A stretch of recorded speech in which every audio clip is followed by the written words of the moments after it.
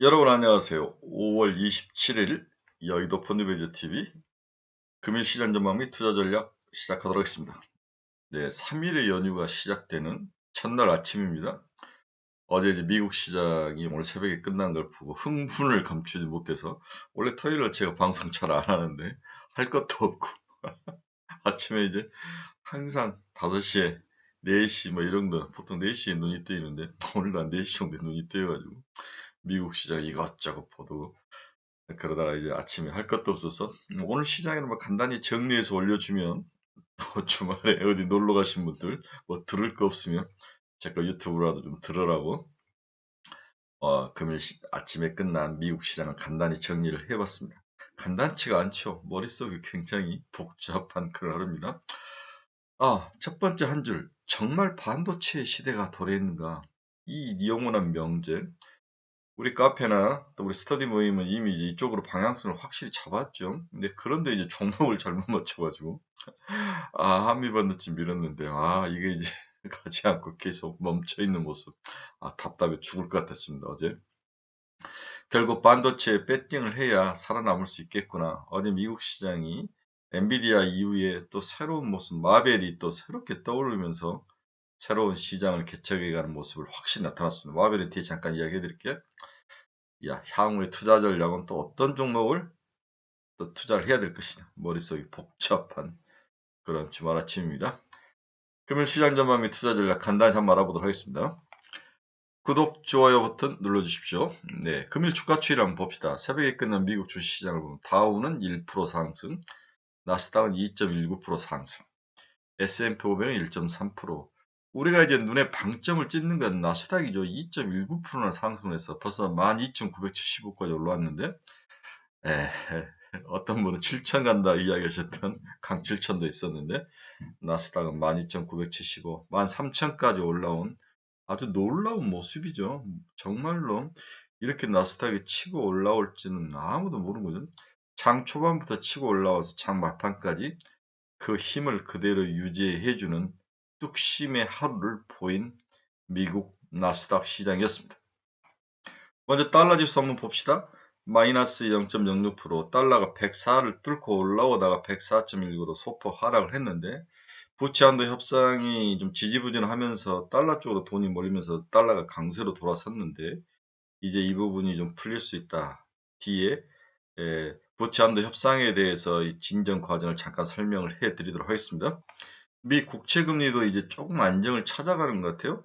2년짜리는 8bp 상승을 하며 여전히 불안한 모습인데 10년짜리는 1.2bp 하락을 하며 3.79, 2년짜리는 4.576 이렇게 올라가 있는데 이제 부채 한도 협상이 거의 마무리 단계에 오면 미국 국채 금리도 안정을 찾을 게 뻔하죠. 제가 지난번도 이야기했죠. 2011년 오바마 때 처음 부채 한도 협상에 일어났을 때도 금리가 끊임없이 올라가다가 부채 한도 협상 타결이 임박했을 때부터 반토막 나면서 금리가 하락을 한 모습이 있었죠. 이번에도 그렇게 될 가능성에 좀 주의를 하자. 채권 투자하신 분들은 금리 방향성 배팅을 잘 해야 된다. 여러 번 이야기를 해드렸습니다. 우리 테슬라는 약 4.72%나 상승을 하면서 193.17달러까지 올라왔습니다. 벌써 이제 200달러까지 근처에 올라왔죠. 항상 160달러에 사서 180달러에 팔라 그랬는데 200달러까지 올라오는 전형적인 박스권 트레이딩의 모습을 우리 테슬라가 보여주고 있는 거죠. 여러분이 그래프 6개월 동안의 이 가격 움직임을 보십시오. 밴드 안에서 대고 움직이는 거죠. 네, 이런 종목들이 가장 투자하기 좋죠. 160달러에서 사서 200달러 근처에서 파는 이 박스권 트레이딩 하기에 너무 좋은 종목. 여기저기 쫓아다닐 것 없이 테슬라 같은 종목들을 사서 박스권 트레이딩 하는 것도 올해 실적이 그렇게 나쁠 것 같지는 않습니다. 우리의 엔비디아도 한번 봅시다. 오늘도 2.54%나 상승해서 389달러까지 올라왔는데 우리 카페 친구분들이 저에게 엔비디아 언제까지 가격을 어떻게 보십니까? 대표님하고 많이 여쭤보는데 저는 뭐딱 이전에 한 줄로 하죠. 500달러다. 엔비디아는 500달러까지 충분히 갈 수 있는 종목이다. 이렇게 여러분들에게 이야기를 해드리죠. 근데 더 무서운 것은 이제 TSMC 같은 이 거대한 종목이 500짜리 500조가 넘는 종목이 하루에 10%씩 올라옵니다. 드디어 TSMC도 100달러를 회복하는 무서운 뚝심을 보이죠. 엔비디아 이후에 AMD와 TSMC의 상승력이 무서울 정도로 오를 것이다라고 많은 분들이 이야기하는데 TSMC가 벌써 $100까지 올라온 모습. 그러고 보면 우리나라 삼성전자와 SK하이닉스가 상승하는 것은 세 발의 피죠. 더 올라갈 가능성. 삼성전자 저는 8만 원, SK하이닉스 12만 원 봤는데 가격대를 더 목표 가격을 올려야 될 것 같은 그런 모습이 강하게 TSMC를 통해서 나타나고 있습니다. 미국 마이크론 테크놀로지도 한번 봅시다. 4.32%나 상승해서 73.93달러, 6.21%나 상승을 했어요. 하루에. 우리 삼성전자 지난 금요일날 2% 상승해서 7만전자 회복해서 다들 좋아했는데 이게 이제 가격이 너무 적게 오른 거죠. 미국의 이 무거운 종목들이 하루에 6에서 10%씩 오르는데 삼성전자는 지금 2%, SK하이닉스 4%, 5% 오른 것은 성에 안 차는 모습이죠. 반도체들의 가격 상승이 더욱 있을 것이다. 이렇게 예상을 반드시 하셔야 될 것 같습니다. 오늘 아침에 끝난 미국 주식시장이 상승한 이유를 보면 연방정부 부채 상한 인상을 둘러싼 협상이 곧 타결될 거라는 기대감이 뉴스에서 살짝살짝 흘러나오죠. 이 기대감 때문에 가격들이 오르고 그 중에서 반도체와 같은 기술주들, 이러한 빅테크 기업들이 크게 오르는 모습이 나타나고 있습니다. 두 번째로 미시간 소비자 신뢰지수와 개인 소비 지출 등 미국 경기 지표가 경제의 어떤 견조함을 보여주는 그러한 모습으로 나타나고 있습니다. 그래서 변수로 등장했던 부채 한도 협상과 그리고 미국 경기 침체에 대한 그러한 두 가지 변수가 시장에 유리하게 작용을 했다는 거죠. 연방정부의 자금조달 시한이 임박한 가운데 조 바이든 대통령과 공화당 캐시빈 메카시 하원 의장 협상이 이어지고 있다. 2년 정도의 한도 인상을 중심으로 협상 타결이 가까워졌다는 분위기가 호재로 작용을 하고 있다. 합의에 이를 경우 30일 하원에서 표결을 붙이고 31일 그 다음날 상원이 각각 부채 상한 인상안을 가결할 수 있게 시장에서는 리스크 회피 심리가 완화됐다. 즉 리스크 자산인 주식으로 그리고 성장주인 반도체로 AI가 챗GPT가 몰고 온 생성 AI가 몰고 온 새로운 세계에 열광을 하기 시작했다. 이 거대한 변화의 물결에 올라타지 않으면 돈은 벌 수 없다. 여러 번 강조를 해 드렸습니다. 어제 이제 고객 정보 관리를 하는 세일스포스 같은 회사들, 스마트폰 애플, 신용카드는 아메리칸 익스프레스 이런 회사들이 주가가 올랐죠.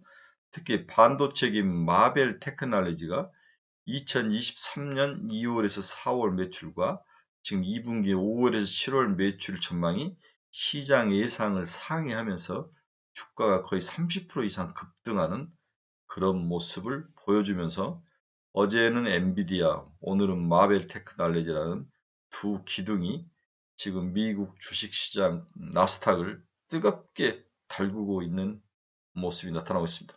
한국은 여기에 비해서 너무 지금 반도체 국가가 이렇게 좀 뜨뜻미지근하는 것은 도저히 용서가 안 되는 거죠. 예. AMD와 브로드컴, 포드와 제휴를 발표한 전기차 테슬라도 강세를 보이고 있다. 네, 테슬라 4점 거의 200달러, 그렇죠. 190 몇 달러까지 올라온 거 앞에서 이야기해드렸죠. 네. 반면 제약주 머크와 일용품주는 존슨앤존슨, 화학주인 다우, 3M, 바이오주인 암젠과 코카콜라, 석유 메이저 쉐브론 등은 경기 방어주 종목들은 하락을 했다. 어제 오늘 새벽에 끝난 미국 주식시장의 특징입니다. 자, 그러면 오늘의 핵심으로 떠오른 마벨 테크놀로지라는 기업에 대해서 한번 좀 잠깐 알아보도록 합시다. 주가는 62.69달러, 하루에 26.72%가 오르는 무서운 뚝심을 발휘하죠. 대체 이 마벨 테크놀로지라는 기업은 뭐 하는 기업인가? 우리 이제 스터디 모임에서는 작년에 미국 그 IT 기업을 전문으로 하는 그 애널리스트가 오셔서 마벨 테크놀로지 너무 좋다. 한번 사볼 만하다. 이런 이야기들을 많이 하면서 우리 스터디 모임 분들은 마벨 테크놀로지에 대해서 어느 정도 잘 아시죠. 실질적으로 또 가지고 계신 분도 많으시고 그래서 오늘 마벨 테크놀로지에 대해서 현재 오늘 아침 미국 시장을 저렇게 들끓게 만들었던 이 기업에 대해서 잠깐 분석을 해 드리도록 하겠습니다. 동사는 미국 기업이고 미국의 스토리지, 통신, SoC 칩을 설계하는 팹리스 회사죠. 설계만 하는 거죠.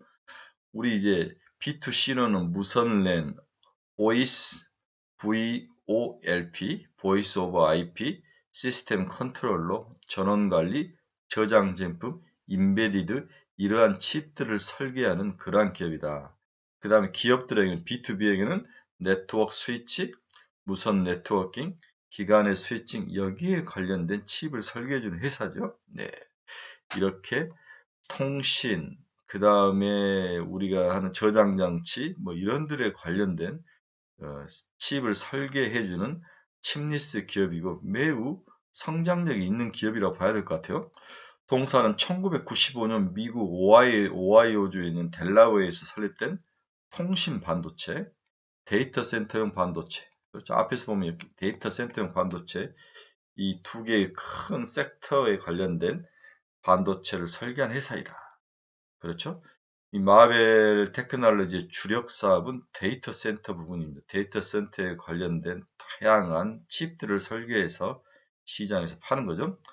클라우드 업체가 데이터 센터 확대에 열을 올리는 가운데 관련 기업을 인수하면서 성장을 하기 시작했죠. 2020년에는 미국 네트워크 반도체 기업인 인필을 100억 달러, 약 12조에 들여서 사들이고 2021년엔 클라우드용 이더넷 스위치를 만드는 업체인 이노비움도 11억 달러에 사들이면서 원래 자체 기술을 가지고 있는 기술력에 M&A를 통해서 몸집을 불렸던 그런 회사이다. 통신 반도체와 데이터 센터에 관련된 반도체를 설계하는 칩리스 회사이다. 핵심은 데이터 센터용 반도체가 현재 핵심이다. 그렇죠? 데이터 센터 부분 매출액이 지속적으로 성장하는 모습을 보이고 있죠. 전체 매출액에 차지하는 것도 41%다. 그렇죠? 이렇게 향후 성장성을 가지고 있는 데이터 센터요. 그것도 AI, 챗 GPT라는 건 전부 데이터 센터에서 모든 것이 다 이루어지는 거죠.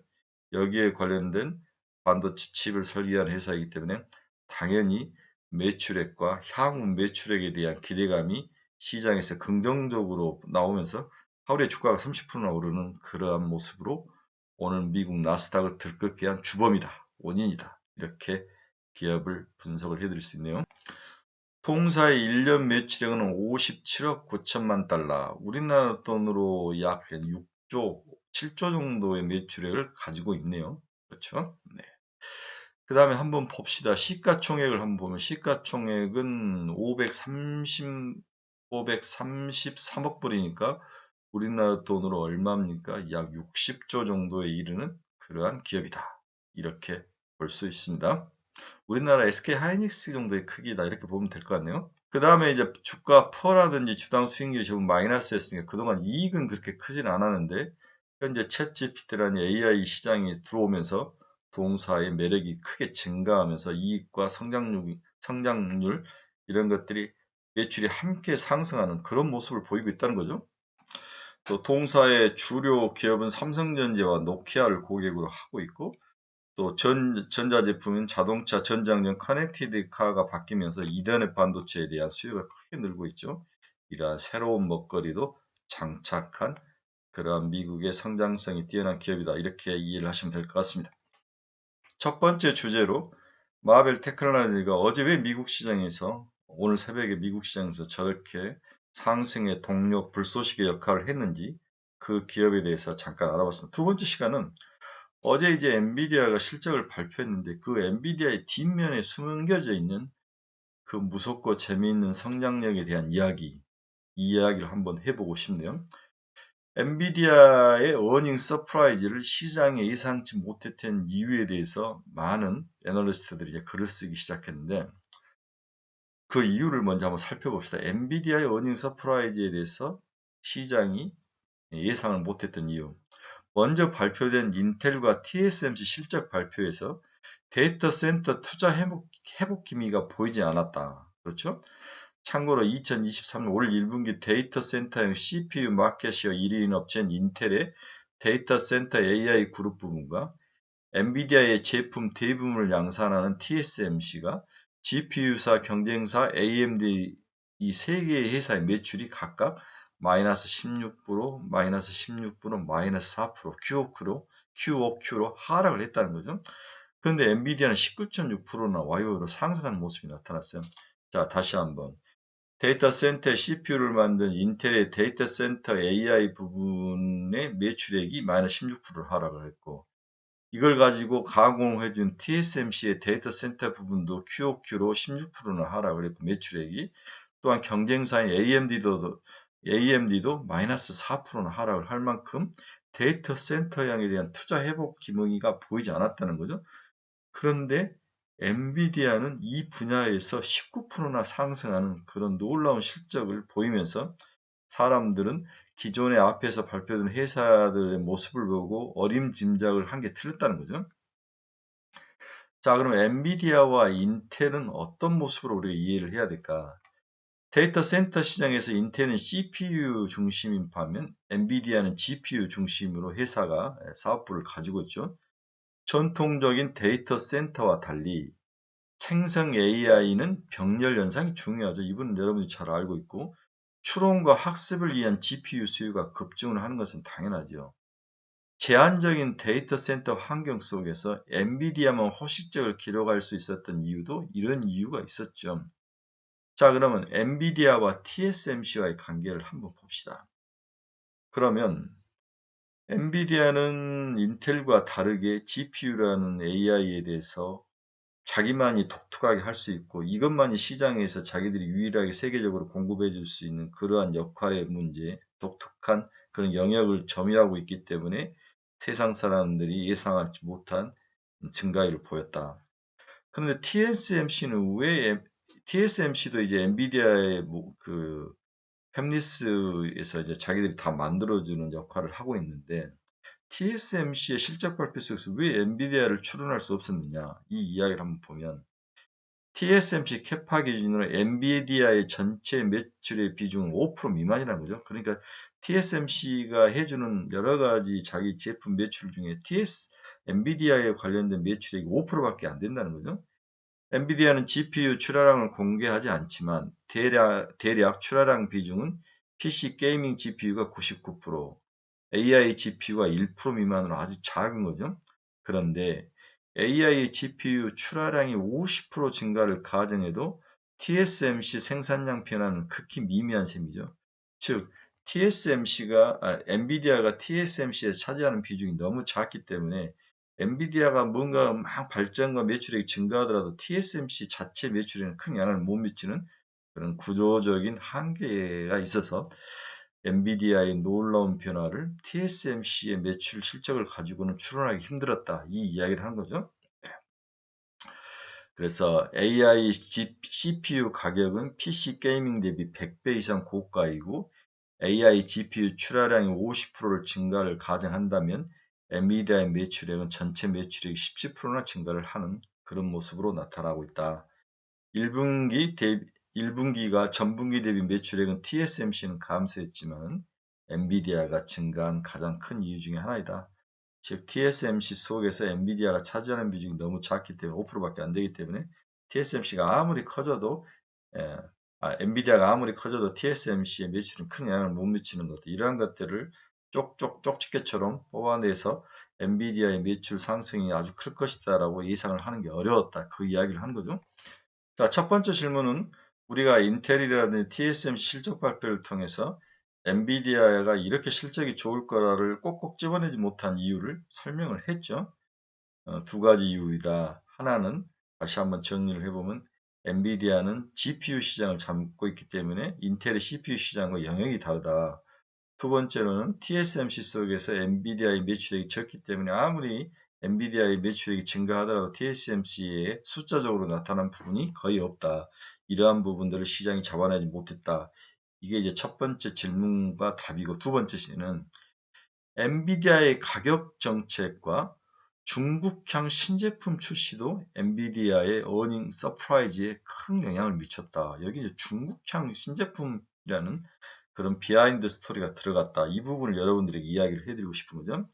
생성 AI 업계 투자 확대에 따라서 타이트한 수급 영향으로 엔비디아가 만들고 있는 GPU 기계 H100 가격은 2022년 3분기 약 4천만 원에서 최고 6천만 원까지 상승한 것으로 파악을 하고 있다. H100 가격이 4천만 원에서 6천만 원까지 대단 가격이 올라간 거죠. 엔비디아의 또 다른 어닝 서프라이즈의 어떠한 그러한 트리거가 됐다. 이렇게 애널리스트는 분석을 해주고 있습니다. 전방 업계의 투자 감안 시 당분간 GPU 가격은 상승세를 탈 것이다. 이 분야에서 H100 같은 GPU 관련된 그러한 제품을 만들 수 있는 회사가 없다는 거죠. 자, 그러면 여러분 여기서 H100이라는 것이 대체 뭐냐? 뭐 다 알죠? 그러니까 우리 엔비디아가 2022년에 GTX 202라는 뭐 자기 발표 IR 같은 걸 하는 거죠. 뭐 애플이 1년에 한 번씩 뭐 개발자 회의를 하듯이 이 엔비디아도 이런 자기들이 생산한 제품을 발표하고 설명하는 개발자 회의가 있는데, 작년 GTX 202에서 발표된 것이 엔비디아 호포 H100이라는 것을 이야기하는데, 이것은 4나노 데이터 센터 칩으로 만든 아주 초고속, 아주 고밀도로 4나노니까 굉장히 섬세하고 정교한 거죠. 그 다음에 컴퓨터 성능을 AI용으로 만들었기 때문에 컴퓨터 성능을 아주 개선을 실시했는데, 800개 트랜지스터가 800개나 들어가고 초고속 HBM3 메모리 칩이 장착이 되어 있고, MV 링크 기능을 갖춘 새로운 GPU 아키텍처라는 특징을 가지고 있는 거죠. 주로 AI, 머신러닝, 그 다음에 MPU 이러한 뭔가 챗 GPT와 관련해서 가장 효율적으로 뭔가를 대안해주고 지원을 해줄 수 있는 그러한 반도체이다. GPU 반도체이다. 이거죠. 이 H100 가격이 4천만 원에서 6천만 원까지 상승을 하면서 가격이 매출액이 뛰었다. 이렇게 이야기를 하고 있는 거죠. 미국의 중국 최첨단 반도체 수출 규제를 피하기 위해서 엔비디아는 2022년 11월에 부형 A100을 변형해서 A800이라는 모델을 출시를 했습니다. 그 이유는 미국 상무부가 규제한 최대 대역법 600기가패스를 이걸 넘으면 안 되죠. 이것을 감안해서 400기가패스 초당 이렇게 살짝 개조를 해서 미국 상무부의 반도체 수출 규제를 피하면서 만든 게 이게 바로 A800이라는 모델인데, A100을 살짝 더 성능을 낮춰서 간 거죠. 그런데 중국에서는 지금 대안이 없기 때문에 이 반도체에 대한 수요가 또 엄청 늘었다는 거죠. 그래서 A800을 구매하는 모습이 본격적으로 중국에서 나타났다. 이러한 것들이 우리가 엔비디아의 실적 발표에 큰 영향을 미쳤다. 다시 한번, 가장 최근 버전인 H100이라는 GPU 반도체 가격이 4천만 원에서 6천만 원 대당 뛰었고, 다음에 중국의 상무부, 미국의 중국에 대한 반도체 수출 규제에 묶여있는 것들을 약간 사양을 개조하면서 그걸 피해가면서 A800이라는 모델을 출시하고, 이것이 중국에서 너무너무 잘 팔리기 시작했다. 이 두 가지 요인도 엔비디아의 매출액과 영업이익을 올리는 데 크게 기여를 했다. 이렇게 지금 애널들이 이야기를 하고 있습니다. 또 우리가 한번 또 이해를 해야 될 게, 데이터 센터들이 AI 전환을 지금 가속화하고 있다. 데이터 센터를 가진 기업들이 전통적인 데이터 센터 고도화 투자는 먼저 CPU에 투자가 되고, CPU가 끝나면 메모리에 투자가 되고, 메모리가 끝나면 네트워크에 투자가 되고, 네트워크 투자가 끝나면 소프트웨어 순으로 진행이 되는데, 현재는 이 메모리에 대한 투자가 크게 증가하고 있다. 생성 AI 도입으로 새롭게 GPU and Accelerator의 투자 사이클이 추가된 모습이다. GPU라는 메모리를 더욱더 가속화시키는 그러한 모습. 현재 데이터 센터 내 AI 데이터 센터 비중은 10% 미만으로 추정이 되겠다. 이게 10% 미만이라는 것은 향후의 발전성이 너무너무 좋다는 이야기죠. 생성 AI 시장 성장과 더불어 GPU 수요는 더욱 가파르게 일어날 전망이다. 자, 이렇게 생성 AI 시장이 크게 성장을 하면서 메모리에 관련된 것들이 이제 커질 수밖에 없는데, 이 수혜주가 누구인가? 이게 정말 중요하죠. 현재 데이터 센터와 생성 AI 탑재된 HBM이라는 반도체 시장은 전체 메모리 반도체 시장의 5% 수준으로 그렇게 크지는 않습니다. 이것 때문에 이제 몇몇 애널리스트들은 좀 무시하죠. 이게 뭐 커봤자 얼마나 크냐. 생성 AI GPU에 탑재되는 HBM 반도체 비중은 아주 미미한 수준에 불과하지만 업계 실적 발표에서 HBM 시장은 성장은 여전히 향후에는 지금 미미하지만은 더욱더 성장은 높아질 것은 눈에 뻔하죠. 명약관하죠. 언론 보도에 따르면 챗GPT 학습에 엔비디아의 GPU는 약 1만 개가 사용이 됩니다. GPU당 DRAM 800기가 지원 가정 시 약 80만 기가바이트가 탑재된 셈이죠. 참고로 2022년 기준 세계 DRAM 수요는 약 655억 7천만 기가바이트니까 80만 기가바이트 이런 것들을 가정 비교를 하더라도 AI 시장이 반도체가 전체 DRAM 시장에서 차지하는 비중은 너무 작다 이렇게 볼 수 있는 거죠. 650억 대 80만 뭐 이 정도밖에 안 되니까. 그러나 생성 AI 시장 고성장으로 중장기 메모리 수요는 분명히 늘어나겠지만 아직 초창기 단계에 불과하고 실질적인 전체 메모리 산업 수급 개선을 논하기에 이른 시점으로 판단은 되고 있다. 하지만 무엇이든지 그 태동되는 그 초기 단계, 이때가 가장 사람들에게 꿈을 주고 이게 이제 현실화돼서 20% 30% 올라오면서 숫자가 될 때 이제 사람들이 거기에 대해서 이제 특별제가 아니라 보통제로 전환을 하면서 가격이 빠지는 거죠. 현재 HBM 그리고 데이터 센터형 AI 관련된 GPU 시장, 이 시장이 이제 막 태동이 됐기 때문에 매력적인 거죠. 메모리 업체별로는 삼성전자는 HBM을 만들어내고 이러는 그 속도가 더디는 가운데 엔비디아 AI GPU에 탑재되어 있는 HBM3는 누가 만드느냐? 우리나라 SK 하이닉스가 독점 공급 중이라는 거죠. 이 부분이 지금 SK 하이닉스를 거의 11만 원대까지 올려서 끌고 올라가는 핵심 동력으로 되는 거다. 이렇게 볼 수 있습니다. 자, 그러면 이제 내용은 뻔하죠. SK 하이닉스가 만드는 HBM3 이게 이제 가장 핵심이다. 여기에 관련된 기업들을 찾아야 된다. 이러한 이야기들은 누구나 할 수 있기 때문에 쉽지만은 어려운 일이죠. 이 부분을 찾아서 집중 매수할 수밖에 없는 방법에는 도움을 볼 수 있는 지금 특별한 어떤 용빼는 재주는 없습니다. 자, 그럼 결론적으로 SK 하이닉스의 HBM 밸류체인을 보면 HBM 관련된 본딩, 뭔가를 서로 반도체를 붙이는 작업을 하는 것을 한미 반도체가 하는 거죠. TSV 공정 기술을 이용한 열 압착 장비를 납품을 하고 있다. SK 하이닉스와 공동 개발을 하고 있는 거죠. 그래서 우리가 한미 반도체를 집중적으로 투자를 했는데 27,000원까지 온 후에 옆으로 기어버리죠. 다음에 뭔가를 뚫고 TSV는 반도체와 반도체 집사의 천공을 뚫는 작업인데 이것을 EO 테크닉스가 하고 있다. 건사 장비는 인텍플러스, 파크 시스템즈, 네, 기타 여기에 들어가는 다양한 소재는 PSK 홀딩스가 가장 높은 관여도를 가지고 있다. 한미 반도체, EO 테크닉스, 인텍플러스, 파크 시스템즈, PSK 홀딩스 이 정도, 그 다음에 여기에 SK 하이닉스와 삼성전자 이 정도를 보고 투자를 하면 큰 무리는 없어 보인다. 한미 반도체는 1차적으로 3만원, 4만원, 5만원 이렇게 봐야 되는 거죠. 네, 오늘은 뭐 아침에 제가 여러 이야기를 하다가 여기까지 왔는데, 일단 주말이니까 이 정도로 합시다. 그리고 또 내일 모레 또 지속적으로 공부했던 것들을 여러분들과 함께 나누기를 원합니다. 3일간의 연휴가 시작됩니다.